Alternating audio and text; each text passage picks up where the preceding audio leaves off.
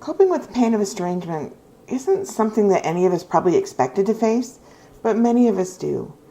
Whether you're a parent left wondering why your child cut ties, or you're an adult child who has had to walk away to protect your own well-being, the pain is real, and it's real for both sides. It's real whether or not you know why the estrangement happened, and it's likewise real if you know it was a good thing. The grief, heartbreak, and confusion, they're all still there. I want to dive into what's really behind that pain, because it can do a number on everyone's physical, mental, and emotional health if we don't have a clear understanding of it. I've noticed there's a whole lot of theories out there about estrangement, but no one's really talking about the root causes. Before I get into doing that, I want to let you know about a free guide that I have called Reclaiming Your Peace After Estrangement. It's linked below, down in the description, and it is free for you to grab. So why does estrangement hurt so much? Grief is grief, right? Well, no, it's not.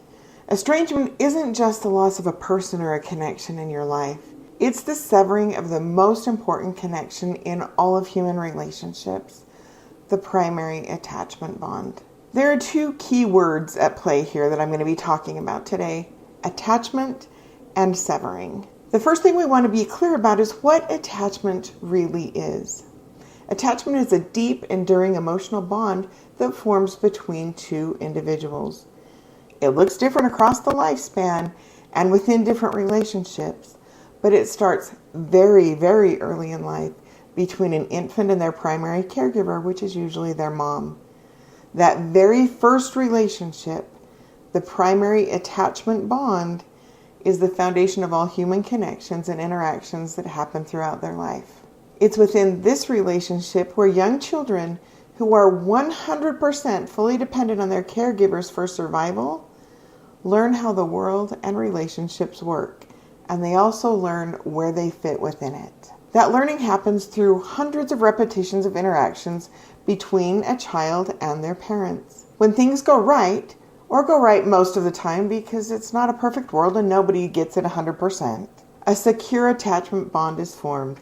That bond provides a foundation for trust, self-worth, emotional well-being, and security to develop. It also provides a framework that all future relationships, friendships, work, neighbors, romantic relationships, all of it, they are all based on the relationship that's formed in that primary attachment bond. What happens when it doesn't go right, though? The children are still learning from their primary caregivers, except they're learning something else. They learn that their needs don't matter, they don't belong, and that the world really isn't a safe place, and the only person they can rely on is themselves. And they will carry that belief and lead with that belief for the rest of their lives. If that bond isn't course corrected or doesn't mature into a fully secure attachment during early childhood, there will be social, emotional, mental, behavioral, relationships, and often even academic problems down the road. And that also leaves the door wide open for a whole host of maladaptive behaviors to show up that the child learns as a means of survival.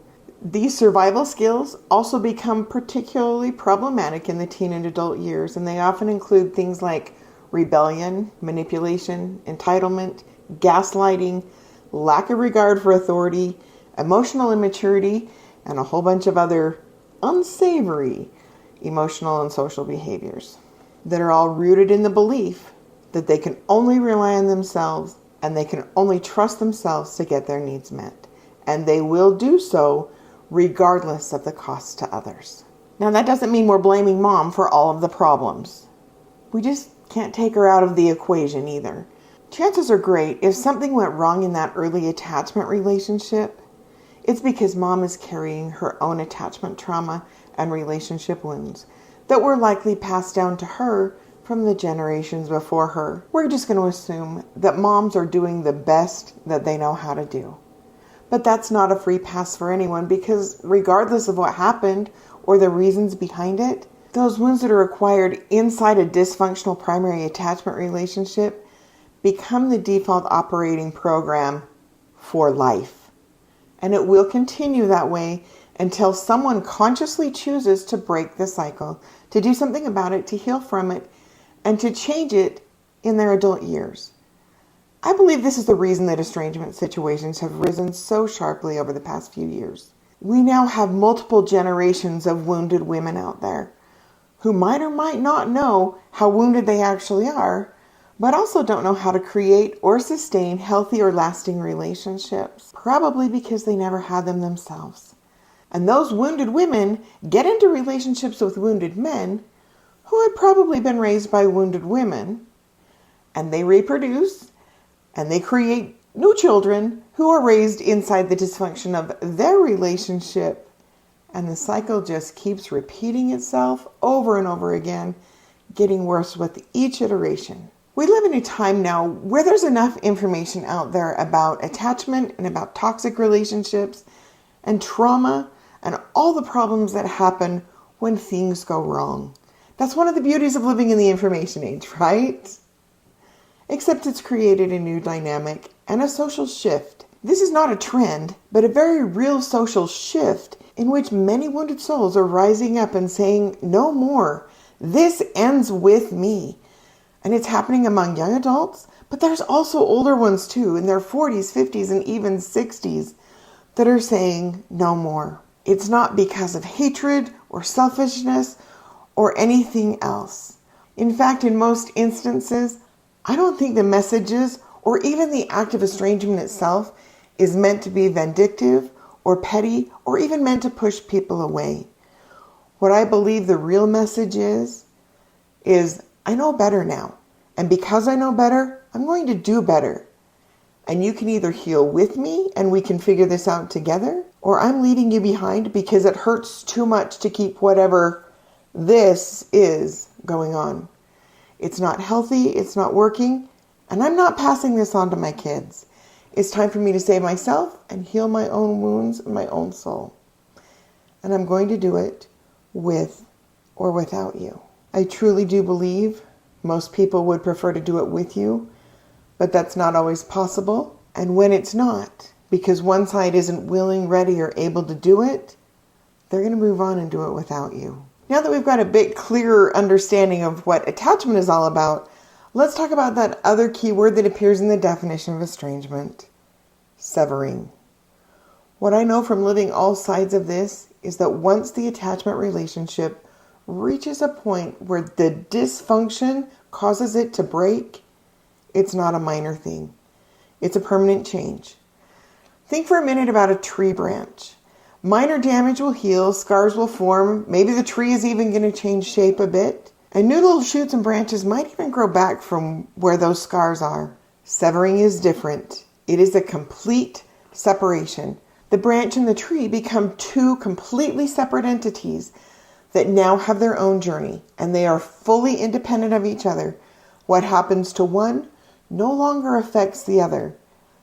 Admittedly, one side usually fares better than the other in these kind of situations, but not always, because even severed branches can grow new roots. The same thing happens within estrangement situations. When those relationships get to a point that a break happens, there's already been a shattering of trust, safety, belonging, and identity. Band-aids aren't going to fix it, and neither is a conversation, because truthfully, there have probably already been many attempts to do that, many conversations had, and they've all failed. The relationship can only be restored now when deep and lasting healing has happened on both sides. Both parties have to make a real and concerted effort to heal their own attachment wounds, and they also need to heal all the other trauma wounds that they have acquired. Otherwise, those wounds will just continue to fester and to grow, and they will keep getting in the way, and both parties will keep re-injuring each other because of them.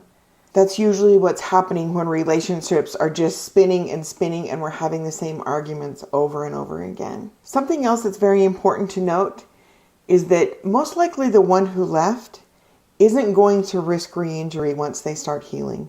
Remember what I said about severed branches can grow new roots? I actually think that's what estrangement situations are all about. One side or the other recognized that nothing good was going to come from both sides staying attached to each other and continuing in that same relationship with each other. In order for healing and often safety to happen, There needed to be a clean break, a complete separation in which new roots, new patterns, and new ways can develop. It also leaves room for a new sense of safety, security, and identity to form. Those are also the things that healthy relationships are based on. When estrangement runs this deep, how do we cope through the pain? Pain that is there because the most fundamental relationship of our life was broken. I think the first and most important thing is to release yourself and the other party from shame and blame. Name-calling, finger-pointing, staying stuck in angry loops will only make things worse. The second most important thing I think you can do is to get out of all the theories and the conspiracies and the whatever it is and recognize estrangement for what it is, a severed attachment bond. And then let it be what it is. It wasn't caused just by one thing. The problems have always been there. Everybody's contributed to them. And these patterns were likely inherited from previous generations who didn't know any different. The third big way to cope with the pain is to try and find the good in this situation. Because truthfully, estrangement situations are often good for both sides if we allow them to be. They give everybody time and space to heal or to forge their own way. If only one side chooses to do the work or the other one is not willing or able, as is sometimes the case, at least you gain the freedom to do it yourself and to make a difference for your life and for future generations. Hopeless as this may seem, it doesn't have to be all doom and gloom. It really is possible to find joy in the journey, even when you've been through some really hard things or when your heart has been crushed. Check out this video over here, all about finding joy in the journey, to learn how to make that happen. No matter how you're involved in this situation, estrangement is more than just distance. It's a deep wound that affects all parties involved, and it affects body, mind, and soul. The pain is real, but so is the possibility of healing. Whether you're struggling to understand your own estrangement situation, you're searching for ways to cope, you don't have to navigate this alone. If this resonated with you, again, check out that video on finding joy. And don't forget to check out the description for that free guide that will help you reclaim peace after estrangement and take the next steps forward. That's all for now. I'll see you next time. Bye.